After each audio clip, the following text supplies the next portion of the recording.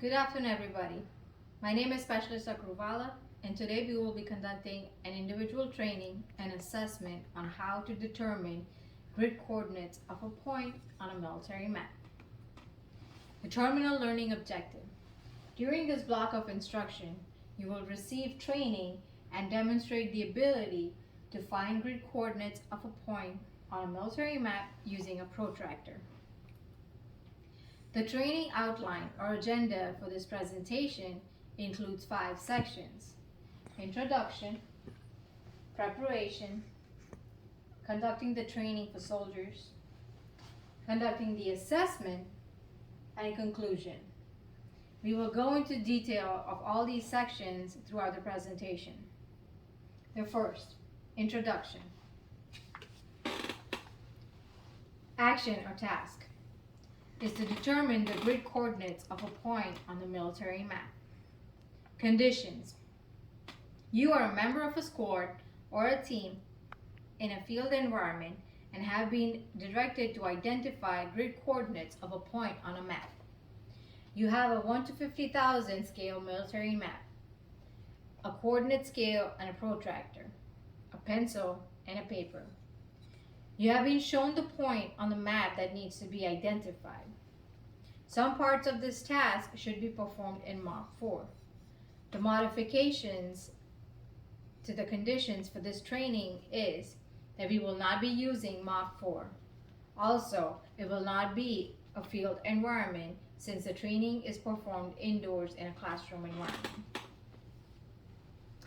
Standards is to determine the 6-digit grid coordinate of the point identified on the map by finding the coordinates of the grid square where the point is located, and the 4-digit grid coordinates of the point with or without coordinate scale and a protractor. Include the 100,000 meter scale identifier with the final grid coordinate. The risk assessment. The DD 2977, along with the training outline and training aid, was submitted to the instructors. The overall risk assessment for this training is low. Since this training is being conducted indoors, please be careful and watch out for tripping hazards, such as cables, cords, tables, and chairs. Do not have open containers of food or drinks near the computer or the training area. In case of fire, there are 2 exits. Please find the nearest exit and exit the building. We will meet after across the street near the mailboxes. In case of storm, please find shelter. In case of intrusion or active shooter, protect yourself, protect your family, and find cover. The safety risk is low.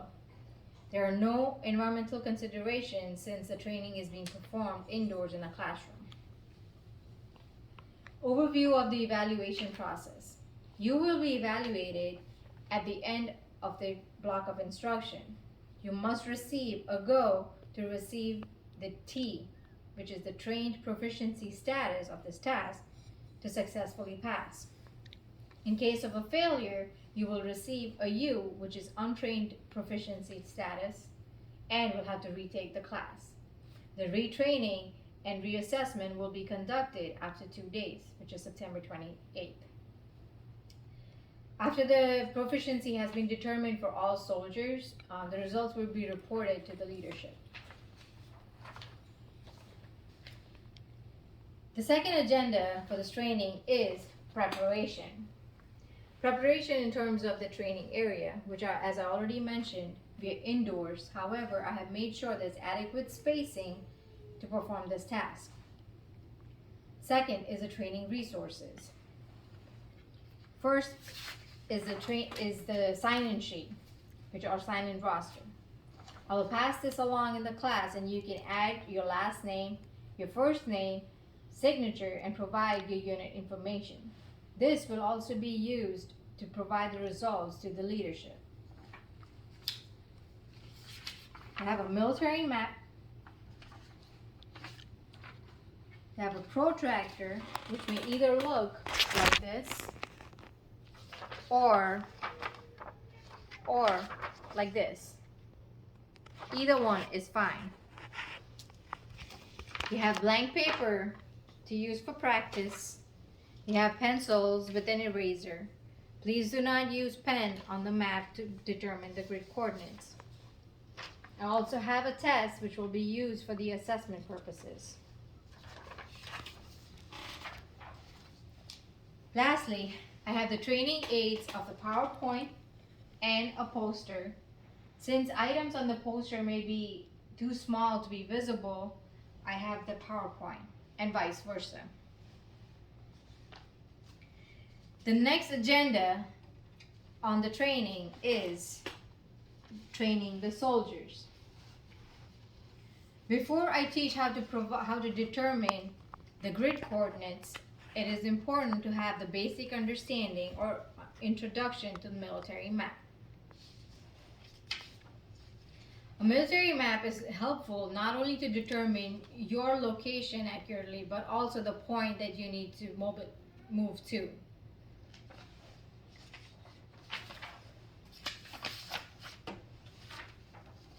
This is a military map. The vertical lines run from top to bottom, and the horizontal lines run from left to right. Where the lines meet, they form a square called a grid square, which is 1,000 meters. The grid lines are numbered on the outside edge of the map. The vertical lines have a writing at the bottom, and the horizontal lines have a scale right here. No two grid squares will have the same number. The precision of a point location is shown by the number of digits in the coordinate. The more digits a coordinate has, the more precise the location is. So for example, if you have a 4-digit coordinate, you are within the 1,000-meter grid square.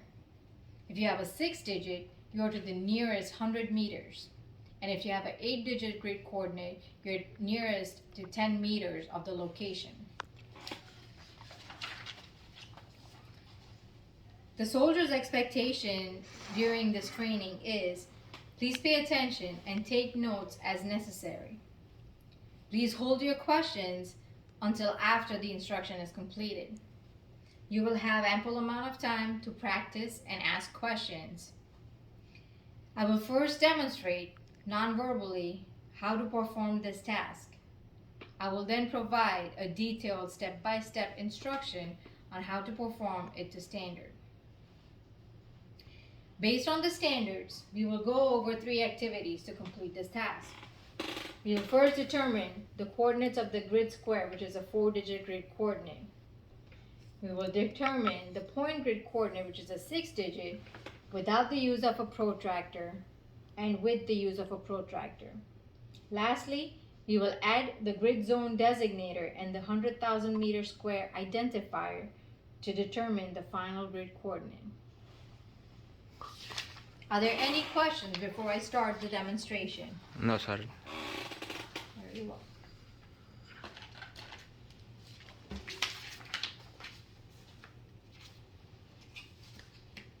I will now begin the demonstration.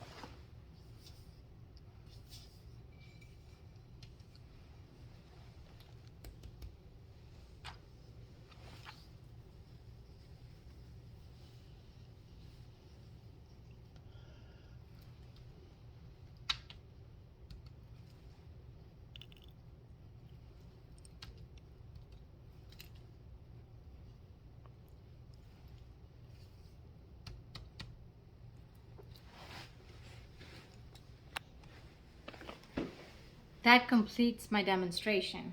I will now explain step by step how to perform this task to standard.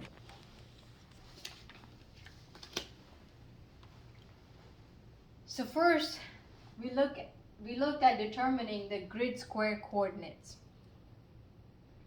Finding the 4-digit grid coordinate.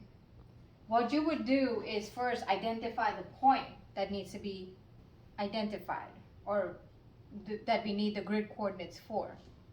Once you've done that, you identify the grid square that contains that point. Once you have that, you read north to south grid line that precedes the point. So in a basic map reading, you always read from left to right, bottom to top. Or you always start with the southwest corner of the grid square. So in this case, the southwest corner of the grid square, the first 2 digits would be 48 when you look at it.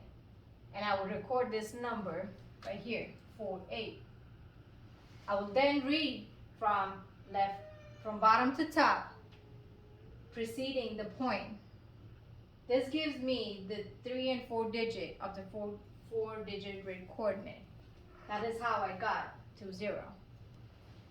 The second is to determine the point grid coordinates, which is the 6 digit, without the use of a protractor.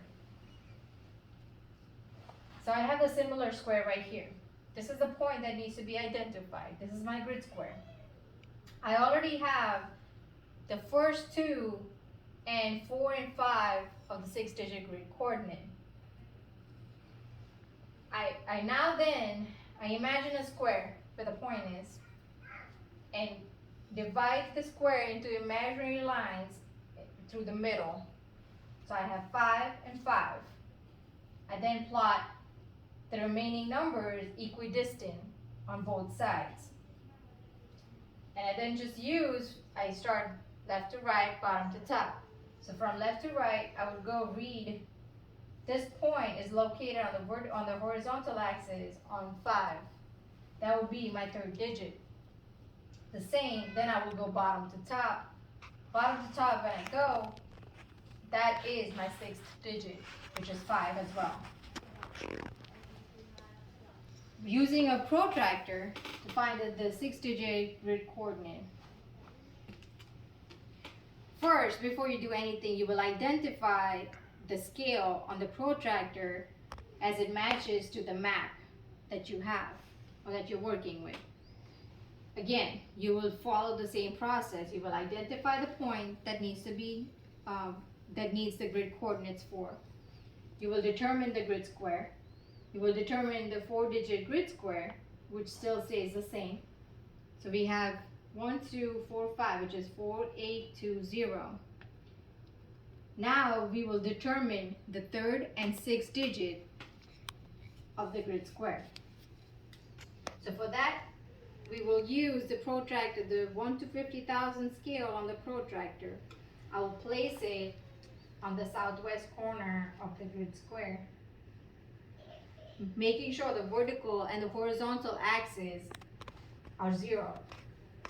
Once I have that, I will slowly start moving to the right until the point that needs to be identified is exactly under the vertical scale. I will then read left to right, bottom to top. I will then read, which is my 3rd digit, which is 5, bottom to top. My 6th digit is 5 again.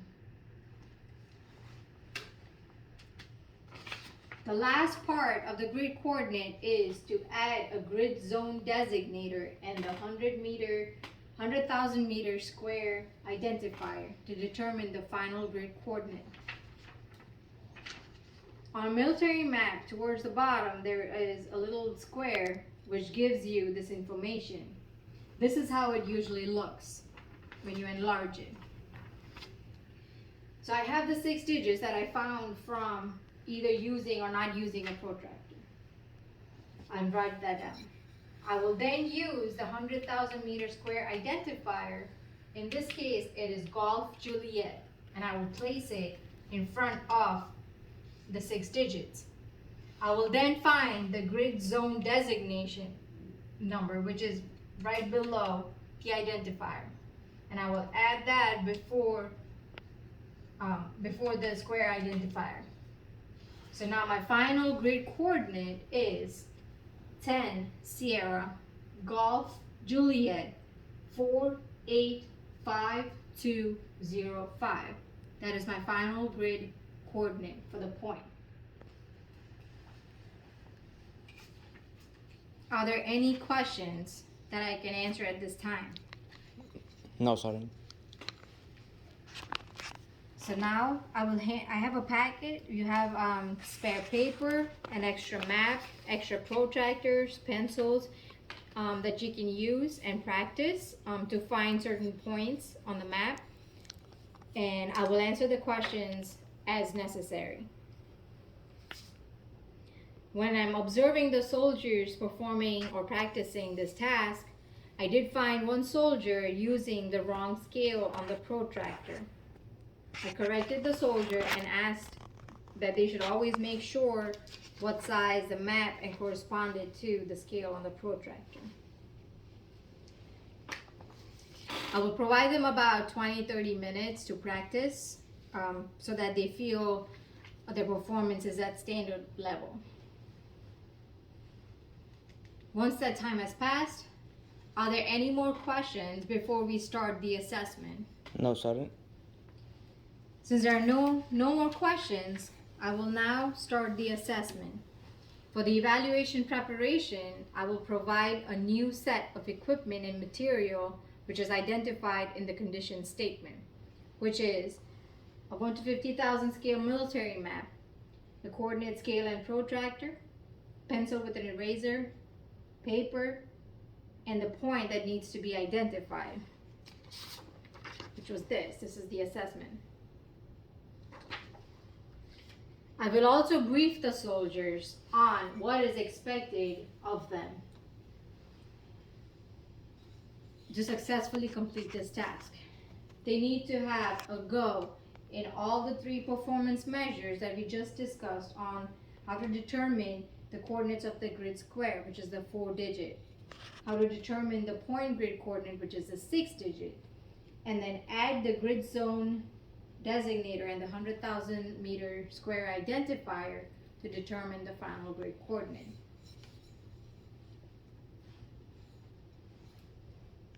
I have provided 30 minutes for the soldiers to complete this task and observe the soldiers' performance during the test.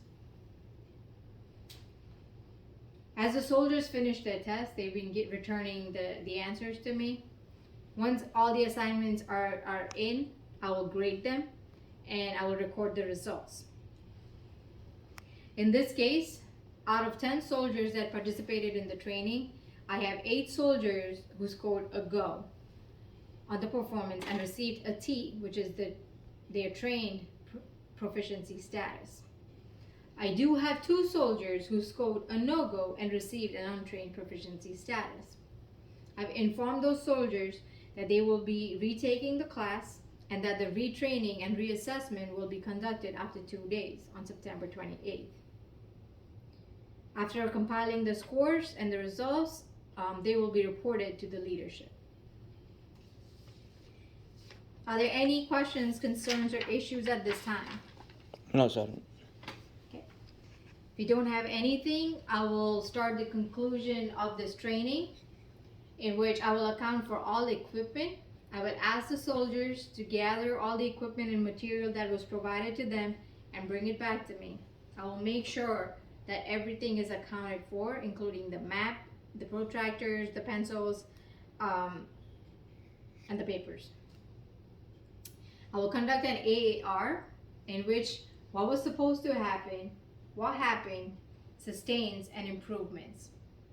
What was supposed to happen was I was supposed to provide a training on how to determine the grid coordinates, and the soldiers were supposed to demonstrate their ability to do the same. What happened? I provided the training and the soldiers were tested on the topic. Sustains.